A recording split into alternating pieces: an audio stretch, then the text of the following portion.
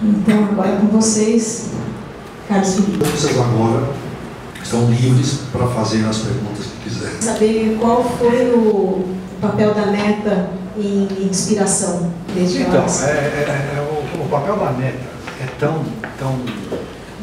tão intenso. O papel da neta está funcionando? Tá. O papel da neta é tão intenso, né, que já gerou alguns poemas, já que estão guardados. Eu não mostrei a ninguém, nem a mim mesmo. Eu escondo de mim mesmo. Né? Mas o que a neta tem inspirado, tem suscitado, é contar histórias. Nós contamos histórias juntos, nós escrevemos um livro juntos. Ela desenhou, mas já faz tempo, ela tinha 5, 6 anos, já tem 10, né? E eu escrevi umas bobagens ali para servir de legenda. Né? Enfim, nos damos muito bem. Ela conhece muito bem Fernando Pessoa. Ela reconhece as fotos do Fernando Pessoa. E enfim, ainda acho que vão brotar mais poemas resultantes da neta. Essa coisa linda, maravilhosa que é uma neta. Que a literatura que você tinha acesso até aquele momento nas escolas, como professor, era a literatura do século XIX e não do século XX, vigente, né, a época em que você começava a escrever e a dar aulas também. Você evoluiu, né, avançou, foi um vanguardista, teve acesso a isso, curiosamente, e se utilizou desse material, dessa literatura. Enquanto isso, a escola não mencionava, não é isso? É o que isso acontece hoje, exatamente. Então, o máximo que se vê em livro didático hoje em dia são trechos de músicas, às vezes música inteira, né, de alguns compositores já tradicionais, mas os poetas que estão aqui, vivos mesmo, há quase que um tabu, ou talvez um preconceito em se mencionar. Então, toda obra obrigatória, né, entre aspas, dos vestibulares, hoje em dia do Enem, você vê autores já consagrados de todos os séculos, menos os que estão hoje aqui, que têm obras tão importantes quanto. Então, eu não sei o porquê existe esse tabu, ou se isso é um preconceito, e de que maneira nós podemos enfrentar isso para derrubar de vez e fazer as pessoas conhecerem obras como a sua, por exemplo. Eu confesso que eu não tenho dados, né? Eu estou afastado do ensino de literatura faz muitos anos, então eu não tenho dados a respeito, mas o que acontece? Faz parte da tradição acadêmica a coisa do distanciamento, a perspectiva. Né? Isso é digamos, é uma verdade, ou é um topos, né? Crítico teórico. O crítico ou o professor de literatura só consegue observar com equanimidade, com objetividade a obra literária se houver um distanciamento, se houver uma perspectiva histórica significativa. E é por isso, né, que até muito recentemente era muito raro você encontrar dissertações de mestrado, teses de doutorado sobre autores contemporâneos. Eu fui um dos pioneiros. O autor que eu escolhi estudar no meu doutoramento estava vivo. Né? E vários membros da banca, vários professores torceram um pouco o nariz e me alertaram. Imagine se no curso da sua pesquisa ele publica um livro que modifica tudo. Eu modifico tudo, junto com ele, o que acontecer. Enfim, né? Mas o que eu tenho notado nos anos recentes, de certo modo, contraria o que você acabou de dizer. Eu tenho tido notícia de uma quantidade enorme de departamentos, né, de estudos literários voltados com todo o interesse para a literatura contemporânea, para a literatura viva. Tá? Não só no sentido de os orientadores, os professores estimularem os seus orientandos a escolherem um autor contemporâneo como objeto de um mestrado ou um doutorado, né? Mas também no sentido de muitas universidades organizarem simpósios, encontros, saraus com escritores. Não dá para organizar sarau com um escritor morto, né? Fica mais difícil. Com escritores vivos. Né? Enfim. Me parece que a coisa vem mudando. Não é? A necessidade do distanciamento não me parece ter desaparecido, e acho que é difícil discordar disso se você não tiver isenção. O que você disser a respeito daquilo que você está vendo vai ser distorcido, vai ser unilateral, vai ser faccioso. Não é? E, claro, em princípio, o distanciamento histórico, você estudar hoje um autor como Mário de Andrade, né, que já morreu há 70 anos, quase, né, é mais seguro, em princípio, do que você estudar, digamos, quem? Um autor vivo, que de repente, como me alertaram, né, pode publicar um novo livro, pode começar a percorrer caminhos diferentes, né?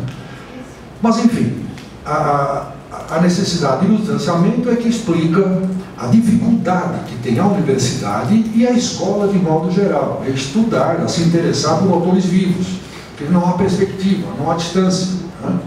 O que acontece na maioria das vezes é que isso que se chama de distanciamento não é senão o enquadramento puro e simples, artificial, falso dos escritores naqueles escaninhos, naqueles compartimentos chamados antigamente de estilos de época, né?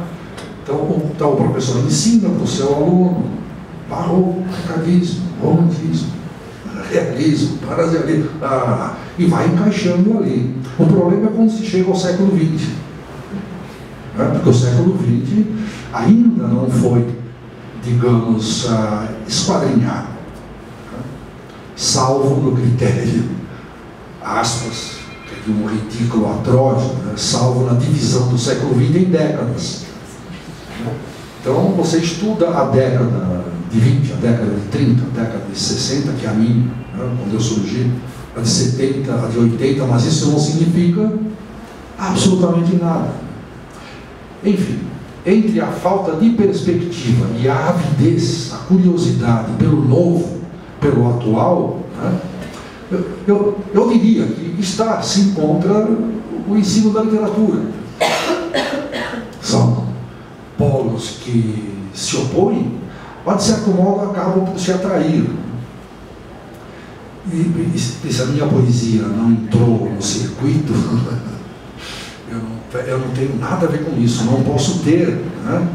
Quantas oportunidades eu tive na vida, na USP, na PUC, na Federal da Paraíba, nos Estados Unidos, né? De colocar a minha poesia no currículo e dar um curso sobre a minha poesia e induzir algum orientando meu, não há nenhum aqui, né? Não, sim, a Elo, induzir algum orientando meu, eu falei, olha, pega aí o meu livrinho, né? Ele é bom, não é? E faça aí um mestrado sobre o meu livrinho. Jamais sequer me passou pela cabeça. Nunca fiz isso, né? Mas não é por isso que eu não sou mais conhecido, não é? Eu sei lá, não faço ideia, não tenho ideia. Mas a partir de hoje eu sou muito conhecido desse grupo, né? Generoso, cheio de afeto, de atenção. E fico feliz com isso. Você trouxe uma coisa muito importante aqui, cara, pelo menos para mim, que me chama muita atenção. Uma coisa extremamente rara, que está desaparecendo por causa da informática, dos computadores, que é a anotação que a gente faz nos livros, que a gente lê. Então me trouxe muita curiosidade, querer saber se você se dispõe a abrir o teu livro e ler alguma anotação que você fez na margem de alguma página e comentar pelo que você foi num trechinho em que o Mário diz, no prefácio interessantíssimo, o Mário diz a certa altura, ainda no prefácio interessantíssimo, sem construir teorias engenhosas. Quer ver? A poética está muito mais atrasada que a música. Esta abandonou, talvez mesmo antes do século VIII, o regime da melodia, quando muito oitavada, para enriquecer-se com os infinitos recursos da harmonia. A poética, com rara exceção até meados do século XIX francês, foi essencialmente melódica. Chamo de verso melódico o mesmo que melodia musical, arabesco horizontal de vozes, sons consecutivas, contendo pensamento inteligível, e vai por aí. Eu, moleque de 14 anos de idade, risquei, pus um traço vertical e escrevi ao lado, não. Bom, por que eu escrevi não? Não sei.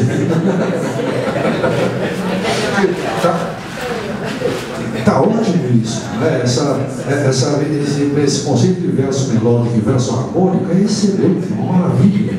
Mas isso aqui, eu já me lembro mais ou menos, não foi a primeira leitura, não foi aos 14 anos. Eu já tinha mostrado o estado, né, deplorável desse exemplar aqui, é porque eu venho relendo, muitas vezes ao longo da vida. Então, isso aqui já era do momento em que eu tinha entrado na faculdade. Porque ao entrar na faculdade, a sensação é, agora eu sei. Se ainda não sei, vou saber daqui a 4 anos. Né? Rapidinho eu me formo. Né? Então, era aquela vontade intensa, permanente de teorizar. Então aqui eu quase escrevi um mini ensaiozinho, né, para explicar a poesia do Mário de Andrade. Bom, aqui a letra já está mais clara. A gente entra na faculdade e a letra fica mais clara. O poema é deflagrado por uma comoção momentânea, imediata, que desencadeia o primeiro fluxo emotivo. Este é registrado automaticamente. Eu sei que isso é muito antigo, porque há um acento grave no automaticamente, né? Através de uma enumeração caótica, que fixa a impressão vaga e difusa prestes a se extinguir. O fluxo, apagando-se lentamente, é mantido e desenvolvido num plano puramente intelectual, racional, para clarificar e estabilizar o caos inicial. Que coisa mais chata, que coisa mais aborrecida, né? Enfim, é uma das ideias mais antigas a respeito de criação poética, né? É o Platão que diz que o poeta é um ser entusiasmado, um ser que se entusiasma. E entusiasmo significa estar com Deus dentro, né? Então, essa ideia de que a criação poética é uma espécie de transe, portanto, caos, confusão, arrebatamento. Né? E no momento seguinte, no instante seguinte, que pode ser no dia seguinte, horas, meses, anos depois, né? O poeta apanha aquele caos todo e faz isso que eu estou dizendo aqui, né? Que vai clarificando, vai recortando, vai reescrevendo, vai retocando. Né? Eu não tenho notícia de poeta em qualquer época que tenha publicado exatamente o que escreveu na primeira versão. Apesar de muitos poetas alegarem que fazem isso. Há muitas das coisas que eu fiz na vida, né, como professor, como crítico, né, brotaram exatamente de apontamentos desses. Né? Eu não sou capaz de me interessar a sério por um livro, qualquer livro, e não encher de rabiscos, não fazer nenhum registro das minhas reações. Né? E por isso que o livro vai estragando. Quanto melhor é o livro, mais estragado ele fica ao longo do tempo. Né? E muitas vezes eu morri de vergonha quando fiz o meu doutoramento. Por quê? Porque eu conhecia a obra toda desse poeta até aquela altura, né? Eram 5 volumes. Um dos membros da banca foi o professor Antônio Cândido. Ele me telefonou, falou: Carlos, eu sinto muito, mas eu não conheço esse poeta que você vai estudar na sua tese. Você podia me emprestar os livros dele? Então, eu embrulhei, levei na casa dele os 5 volumes. todos repletos de anotações. E anotações que eu já tinha aproveitado na própria tese. Quando eu voltei para casa, eu pensei, meu Deus do céu, eu estou perdido. Quer dizer, o meu arguidor não só está lendo a tese, como está lendo o embrião, né? Os segredos de onde a tese brotou. Né? Mas ele falou no simpático, como sempre, elogiou a tese, disse que... mas eu entendi que não tinha gostado muito do poeta, que eu tinha achado o poeta um pouco prolixo, um pouco prosaico. E é verdade, concordo com ele. Ter escolhido o poeta não por ser um grande poeta, mas por ser um poeta político, um poeta participante, um poeta engajado, um poeta anti-salazarista, que tinha sido preso, tinha vivido exilado, etc. Essa foi a razão pela qual me interessei pela obra dele. E percorri, desde o livro de estreia até o que ele tinha publicado, até antes da tese. Isso foi no ano de 1972. Diga. Quem foi esse poeta? Quem é esse poeta? José Gomes Ferreira. Já morreu, né? Já morreu. Mas eu cheguei a conviver com ele um bom tempo, depois de defender a tese. Né? Aquela coisa que ele estava falando antes, do distanciamento, a perspectiva. Né? Em nome disso, eu me segurei, eu tinha o endereço dele, do poeta. Né? Tive muita vontade, enquanto ia preparando a tese, conversar com ele, trocar ideias com ele, pedir a ajuda dele. O que você acha disso, daquilo, etc. Mas não, em nome do distanciamento, da isenção, não entrei em contato com o homem. Defendi da tese, eu botei no correio e mandei para ele. Guardo até hoje as cartinhas. A primeira que ele mandou, eu respondi, mas a segunda, trocamos várias cartas. E nos encontramos pessoalmente em 75, lá em Lisboa. E foi muito bom. Foi muito bom. José Gomes Ferreira, poeta participante. A tese se chama a Trajetória Militante de José Gomes Ferreira. Tem uma pergunta, queria que você comentasse, porque é mais para o crítico do que para o poeta. A gente tem eu pelo menos, né, quem dá aula sobre poesia, sente os alunos tão perplexos, né, na dificuldade de abordar, de analisar, de criticar a poesia. E a gente nota, assim, na contemporaneidade, poucos críticos de poesia, né, ou a dificuldade de abordar. Quer dizer, como? Porque, como é que você explica isso, né, na crítica de poesia? Ou são, às vezes, um texto muito teórico, muito conceitual, muito acadêmico, né? Ou ao contrário, às vezes, um texto impressionista. Como é que você vê, o que você aconselharia, assim, a respeito? E falta a base, que é a tarefa do secundário. Mas que o secundário não cumpre há décadas. Essa tarefa passou a ser, em parte, da própria faculdade, dos próprios cursos de letras. Como se o aluno, depois de ingressar no curso de letras, é que fosse aprender a ler um poema, aprender a decifrar uma metáfora, aprender a perceber aquilo que ficou nas entrelinhas, aquilo que está só insinuado, não está dito com clareza. Então, essa habilidade, essa capacidade de ler e entender um texto, né, que considero a base de sustentação de qualquer espécie de estudo, né, de poesia, que vai então, digamos, navegar pelas dimensões abrangentes e generalizantes que quiser. Né? Acontece que a inversão disso é muito mais fácil, é muito mais simples. Né? Se o estudante, em qualquer nível, né, é agraciado de saída com uma bela definição de poesia, há dezenas por aí. Né? Se em seguida ele é agraciado com o panorama histórico dos estilos de época, e se logo depois ele é presenteado com um pequeno pacotinho que fala dos gêneros poéticos e o lírico, o épico, o dramático, o satírico, Agora, meu filho, você pode ler este poema. Ele não será capaz de ler poema algum. Porque esta inversão é que me parece altamente perniciosa, antipedagógica. A gente parte de textos. Bom, eu estou falando da minha experiência. Bom, foi assim que aconteceu comigo.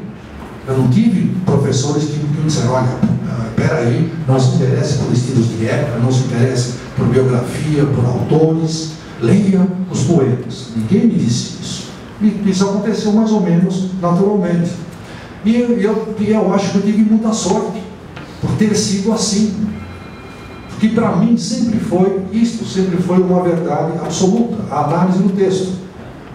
É preciso, claro, muitos dirão, você corre o risco de fazer uma leitura parcial, incompleta, facciosa. Não tem importância. Você põe de lado, bota uma marquinha de interrogação, o que quiser, naquela análise que você fez, e leia outro poema do mesmo poeta, e depois outro, e outro, e outro, e outro, e outro. E isso permitirá que aos poucos você vá ajustando, acertando a sua análise, aquilo que todos nós queremos, que é a visão do conjunto daquele poeta. Se ninguém satisfaz em pegar o Mário de Andrade, ódio ao burguês, eu insulto o burguês, etc, etc, etc.